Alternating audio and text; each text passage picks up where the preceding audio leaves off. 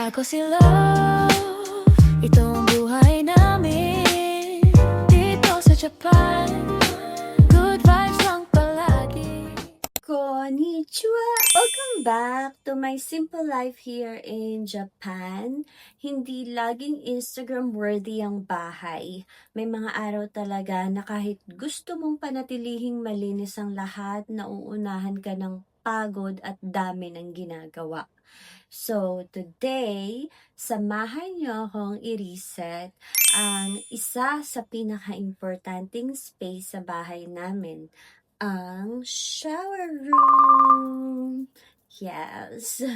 Walang perfect transformation, walang mamahaling renovation, just a realistic reset, simple cleaning habits, at konting peace of mind na dala ng isang malinis na tahanan. Amen! Let's get started!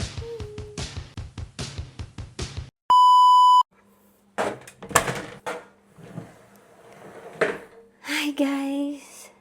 So this is our shower room. So ayun guys, ang reality ng aking buhay, hindi ko araw-araw or weekly nagagampanan ng paglilinis dito sa shower room. Kaya naman talagang sobrang dugyot na niya. Please don't judge me kasi ang hirap mag-maintain ng bahay ng mag-isa ka lang. Kasi syempre hindi ko naman naaasahan si Rick sa ganitong bagay sa weekly na paglilinis dahil si Rick nang bahala kumita ng pera. So, yun. Kaya sa mga housewife dyan or mga nagpa-part-time, I know, maiintindihan niyo ako. Hopefully, maintindihan niyo ako kung bakit hindi ko nagagampanan lahat. Pero isa-isa, since nagva-vlog na ako, ayan, sisipagin ako maglinis. So, ayan, umpisa na natin. First, magde-declutter muna tayo ng mga empty bottles. This one na lang. So, ilalagay ko muna siya lahat sa isang basket. Tatanggalin ko muna lahat ng laman dito. So, dito ko muna siya ilalagay. Actually, nung baby pa sila Milo, dito namin pinaliliguan.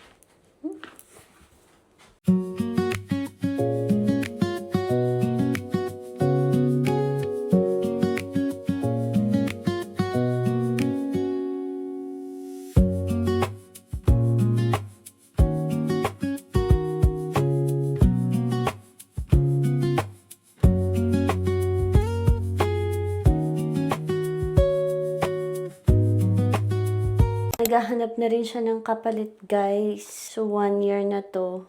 Ginagamit ko siya kapag nag-offer ako.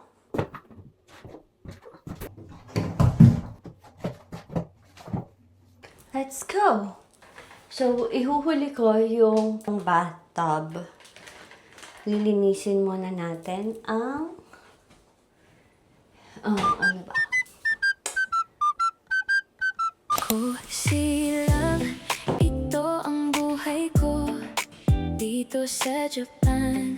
Simpleng kwento, masaya ang araw, puso'y payapa.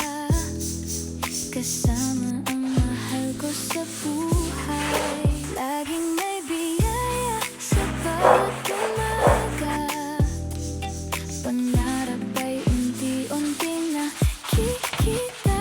Tara na, samahan niyo ako sa journey ng buhay ko.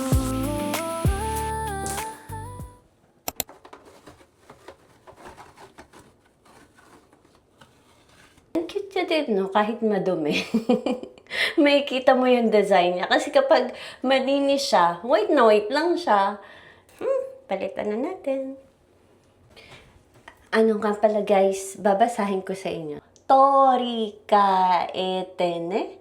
Torikaetene. Psycho! Ayan. Yung mga magagaling maghapon dyan. Ano to?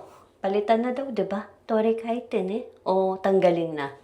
So yun, hindi ko alam guys. Bahala na kayo.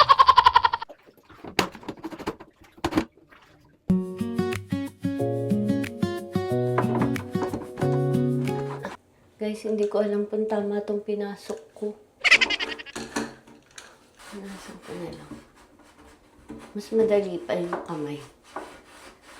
And then, wipe ko siya ng wet tissue.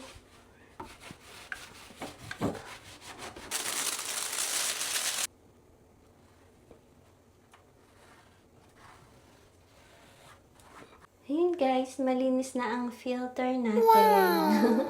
Wala na yung nakasulat. Unlike kanina, diba? Nakita yung design niya. Ngayon, pure white siya. Kapag marumi na ulit siya, magpapakita na ulit yung design niya. Pagod is real! Inabot na ako ng gabi, guys. Hirap na hirap ako magkabit ng filter. Nakalimutan ko ilagay ito.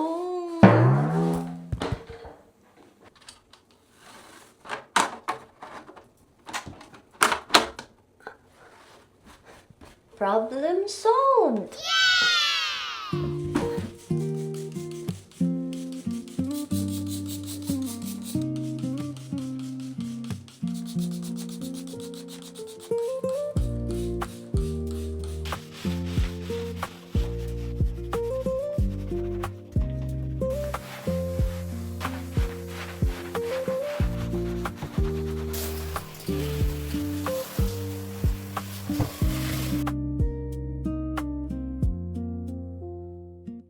Ito yung gamit ko para linisin yung pipe ng bathtub.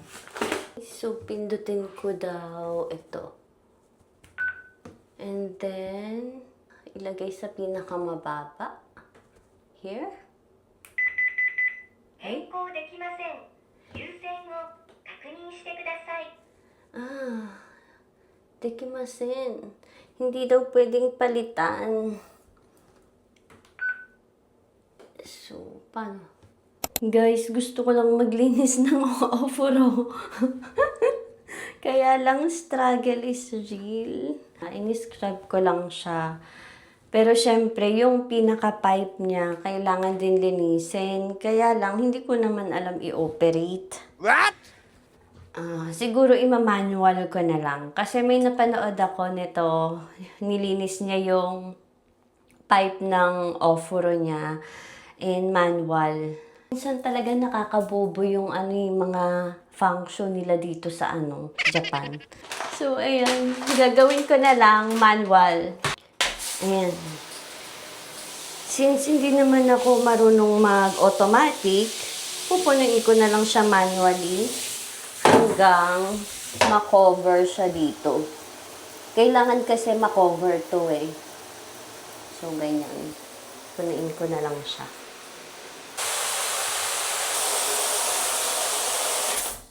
So, okay na yan guys. Masyado ng maraming tubig. Baka hindi na ako maligo ng 2 araw. So, kailangan natin ubusin ng isang pakete.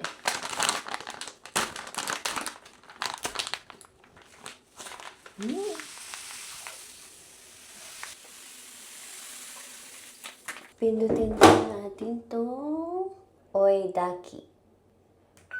配管を洗浄します。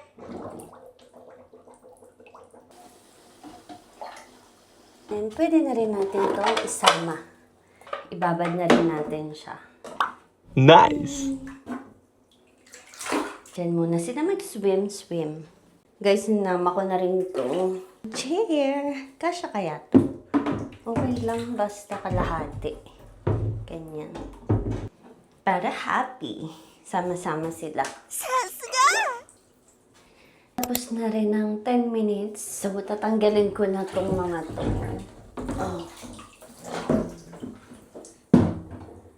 I-drain ko muna yung water.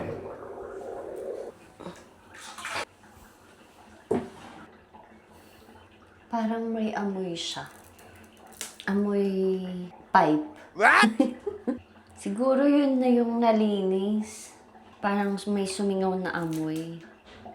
I don't know, normal ba yun? Sa mga nandito sa Japan na naglilinis ng ofuro ng pipe, kung normal ba yun? Parang may konting amoy. Pero kanina wala naman.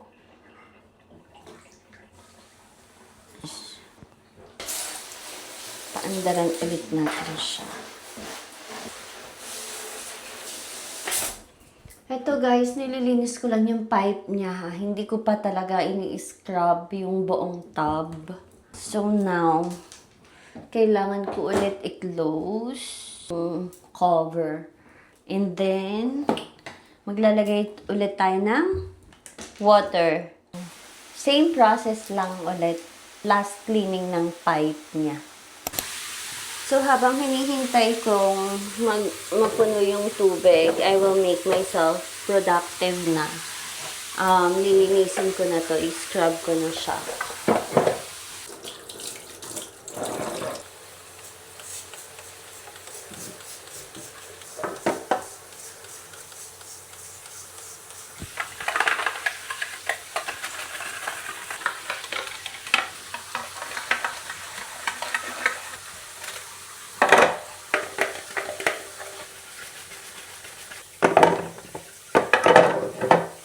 Kumuha lang ako ng sponge.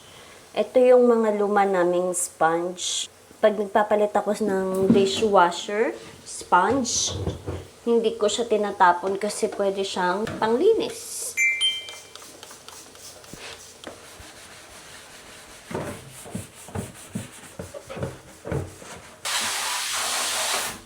So, yan. Okay na yung ganyan karaming water. Papaandarin ulit natin ang oidaki. 配管を洗浄します。 Hey Siri, set alarm for 5 minutes. 5 minutes, counting down.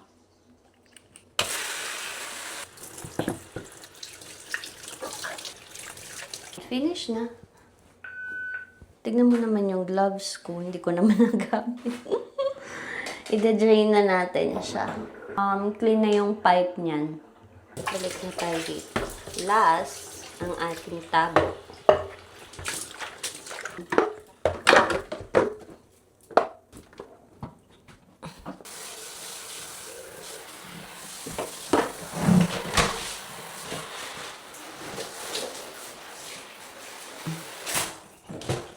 Here is the final. Sprayan ko ulit yung tub, yung floor, and everything.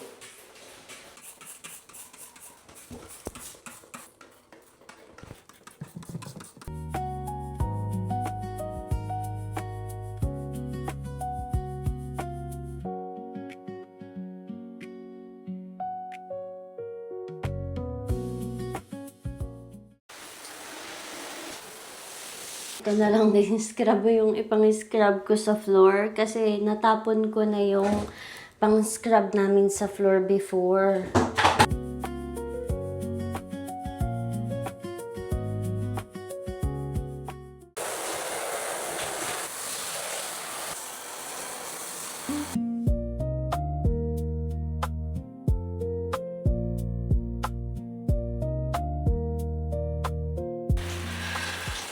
So, finally, natapos ko ng scrubbing yung floor. Ito naman ang mga gagawin ko. Ito mga shampoo to nila Milo at Rosie.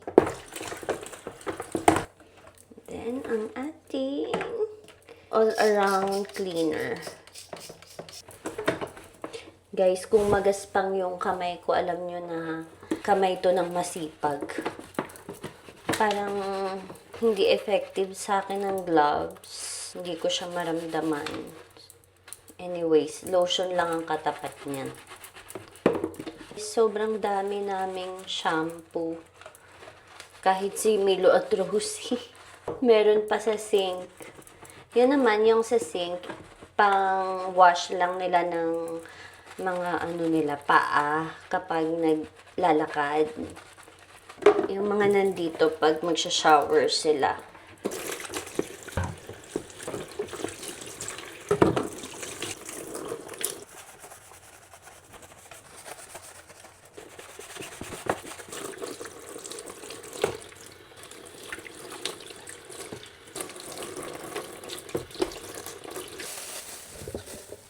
So, ayan. Dahil nga hairful ang atake ng lola nyo. So, marami talagang hair. Pero, hindi naman siya ganun kadumi, guys. Marami lang buhok. Buti na lang hindi ako nakakalbo. Ito ang gagamitin natin. Dahan-dahan lang sa pag-open tsaka sa pagbuhos, guys. Kasi baka pumasok sa mata. Sobrang delikado. And then, sprinkle natin siya all over. Guys, papalit-palit yung ilaw ko kasi yung sensor dyan sa labas. I mean, yung ilaw sa labas is sensor. So, pag wala siyang nasa-sense na movement, nagta-turn off. So, ayan na siya. And then,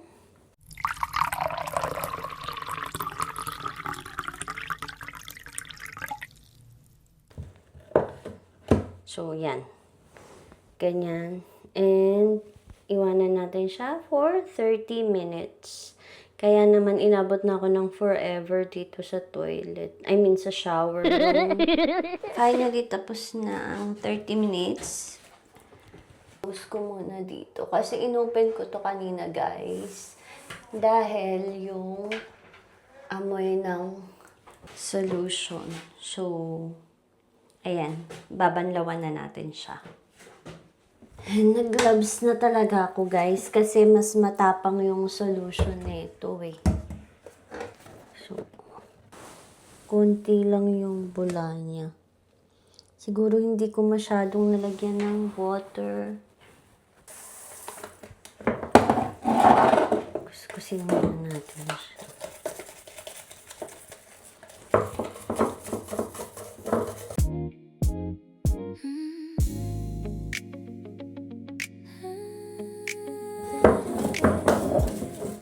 Ay, tama.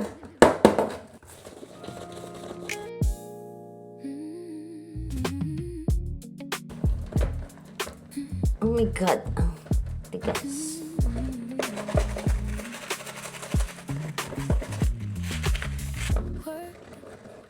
Yan, kailangan ko na naman gumalaw. Laksan natin ng konti.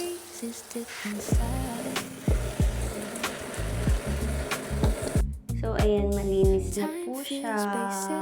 Kahit hindi sobrang white nung water niya, okay lang yan. Hindi natin ina-achieve yung white na white. Basta nalinis na siya. Kumbaga, residue na lang yan ng solution kanina. And look! How clean! Hintay ka lang ng 1 week. Marami ka na naman buhok. So, after nyan is lalagyan na natin ng filter. Ito yung gamit ko, guys. Nag-try na rin kami ng iba-ibang filter para dito. Pero ito lang talaga yung swap na nagustuhan ko. Very clean. Yay! Kaya pa today. Nasa last part na ako. Oh my God, thank you, Lord. So, ito naman ang papalitan ko. Ay, para fresh yung amoy ng shower and nakokontrol din niya yung mold. Ganon. Green yung dati kong binili. Ngayon, eucalyptus ata to. Now, try ko naman to lemon. Peel off natin siya, guys. Ang bango niya. So, yan.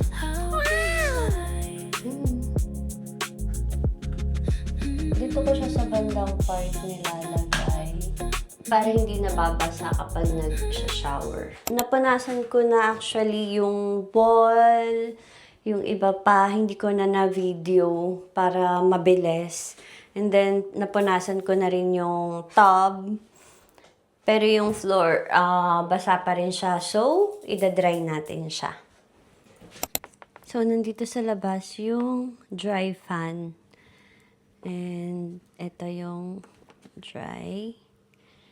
And, piliin lang natin is 1 hour. Ayan, 1 hour lang. Lakas ng dryer niya, diba? Ayan. Iiwan ko na rin tong shower slippers ko para ma-dry na din siya.